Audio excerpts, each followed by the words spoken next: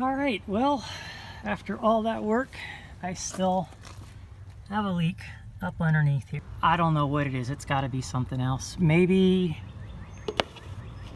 down in here, but I don't know why it would be leaking at the firewall. Possibly, no, I don't think it's coming from here, but I will water test just that area and see. So I'm going to start water testing just spots of it and see what happens. But when I poured water all around here, around that cowl, or the air intake, when I sealed it, it was bone dry on the inside. So it's finding another path. It has to be. I'll keep looking. Okay, so I am done wasting my time, and I've wasted a lot of it. Things are not going as planned at all. Even though people told me what the issue could be, I really thought it was the cowl, and I spent hours, wasted hours, fixing the cowl. Don't have to worry about that leaking at any time, but it did leak still after everything that I did, and I finally decided to rip out this section here. Even though everything looked bone dry, I can see 95% of the blower motor, everything looked dry. Over here in the AC lines, it looked dry, but I removed all this anyway, and I found debris down here that was making the water puddle up, and then there's a little bit of the seal exposed, and it was flowing through there. I took water and I only put it right here, so I didn't have to worry about my windshield, which I almost replaced, by the way, and I didn't have to think about my cowl. I just put water here, it drained down here, it pulled up. I then cleaned it all out, let it dry on the inside of the cab, sprayed this whole area out, and I only have a little bit of a drip when I sprayed directly down there. So I also had it flow down here again, and it doesn't look like it pulls up, but if I'm leaning this way on a street or something like that and it rains, it's definitely going to pull up because there's no drain on this side over here. Everything drains out to the right. I'm going to do what's called a redneck fix for now because I am not pulling my dash to fix that. So I'm going to do a little bit of well, a temporary fix with some door seal as well as some RTV. I'll show you what I do, but the whole idea is that a lot of water won't sit there and it hopefully won't leak. We'll see. And then I'm also, you know, since I don't have time, sorry about the wind, I don't have my microphone, I'm going to go ahead and keep a towel up there and just check that towel on occasion and make sure that it doesn't get all wet. I just don't want my carpet to get soaked and have to pull that out to dry it, but I'm not really worried about the floor since I've just turkey lined it. So that's that. I will have that buttoned up later today. Getting those components back into the engine bay are going to be the worst part of that whole job, to be honest. I've got my seal completely, or the seal area, the mating surface, all dry and clean.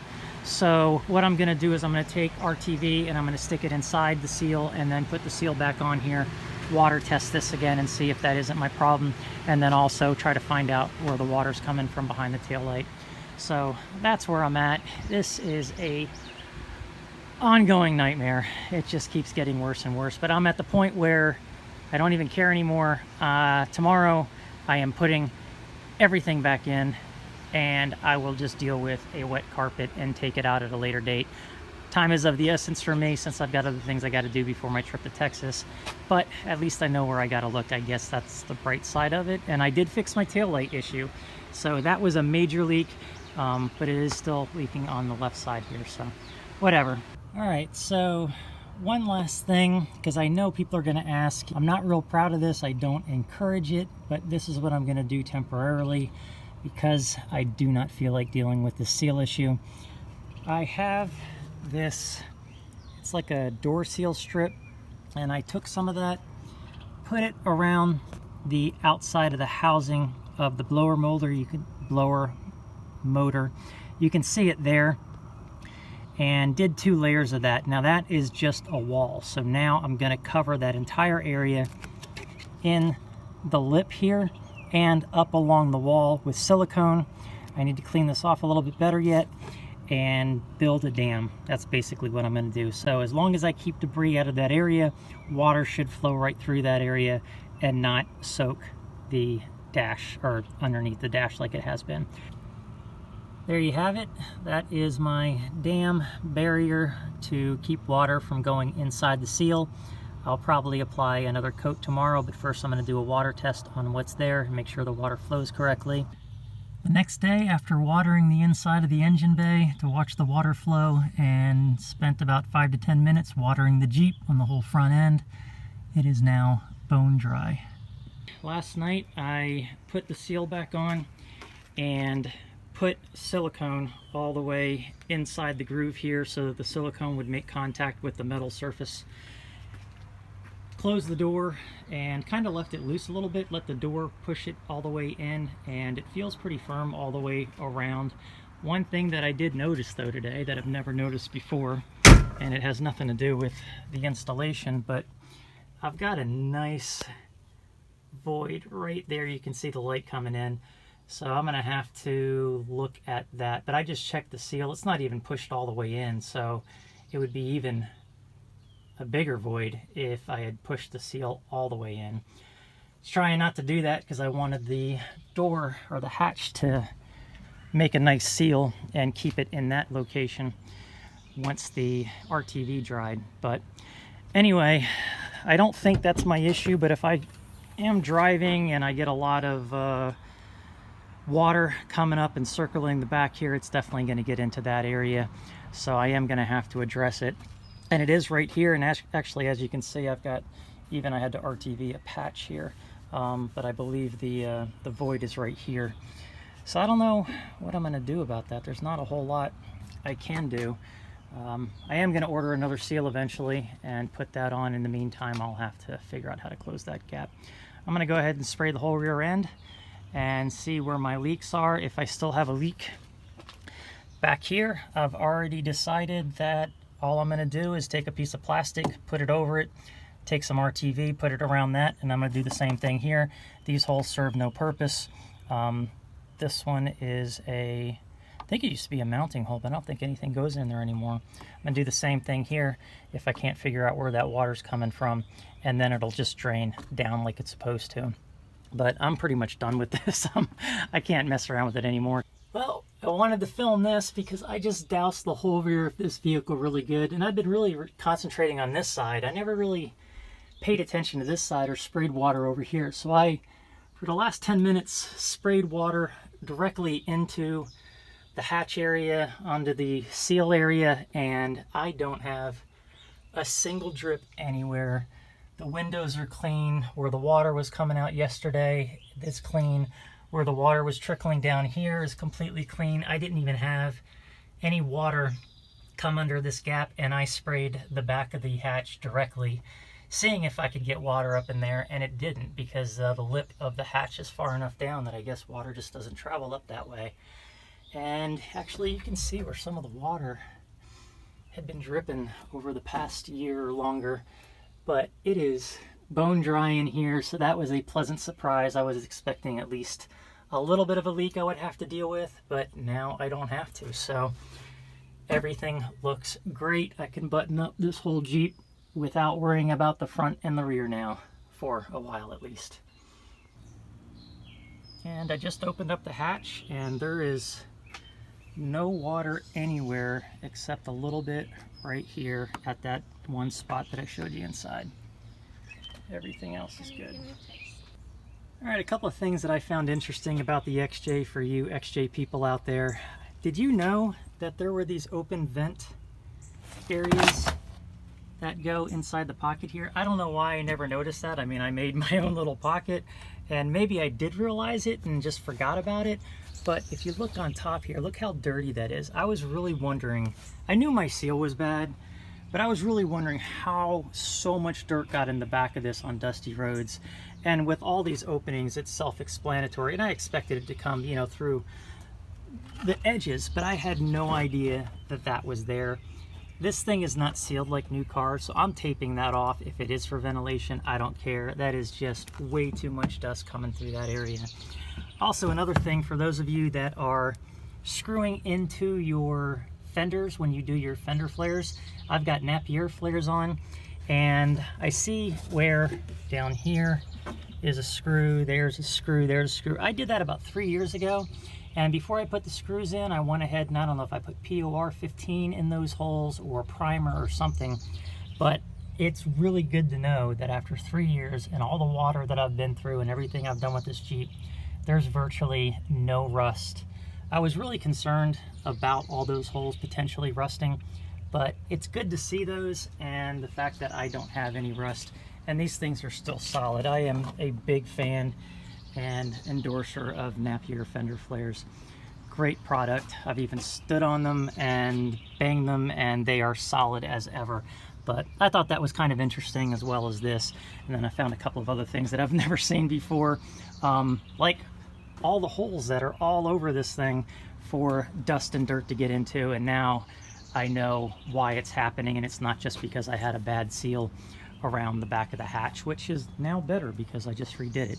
But anyway, leave your comments below as to what other interesting things people might not know about and be complaining about.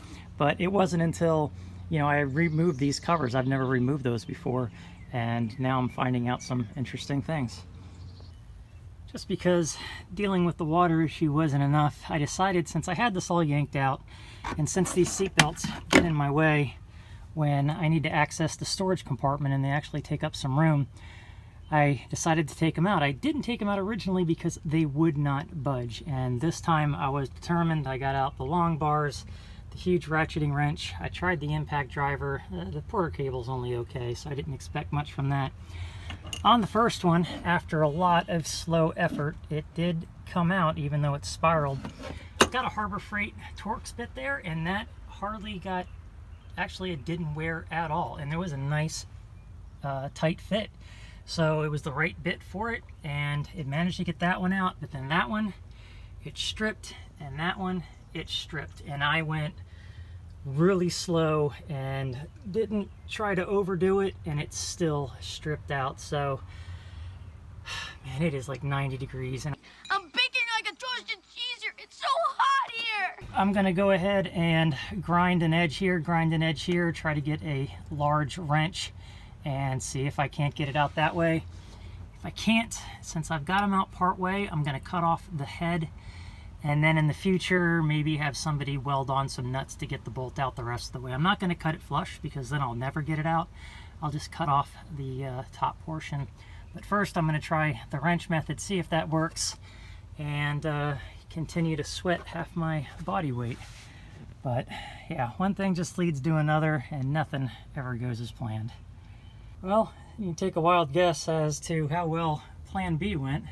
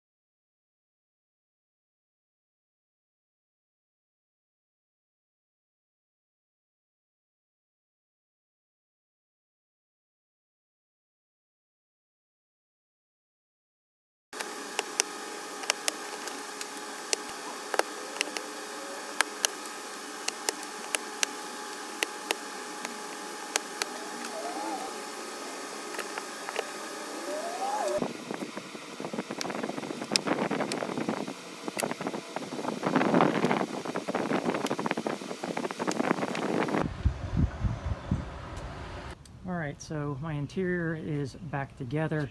All I got to do is put my bed in tomorrow and clean up the front. Still got to put everything back in the engine bay that I tore out yesterday, but this took a lot longer than I thought it would, but everything's back together. Put all my D-rings back in behind the screws.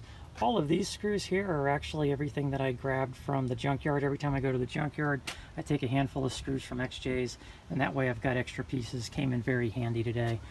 But yeah, other than reorganizing everything, getting everything back in, I am pretty much done with the interior. So hopefully it doesn't leak or leak too bad that I can enjoy it for a while. The cords here, the extra wires that I put in for lighting in the future, that I just tucked up underneath that pocket there. And then the inverter, that I ended up fishing through here because I can't move that board now that it's screwed down and there's a cigarette lighter on the other end. I might have to cut that cord and extend it to the front. I'm not quite sure what I'm going to do with that yet, but I really want an inverter by my bed, and that was my best option. So that is also there. Hopefully I don't have to remove that. That's it for tonight. I am really tired and gonna go to bed, and I'll start fresh again tomorrow.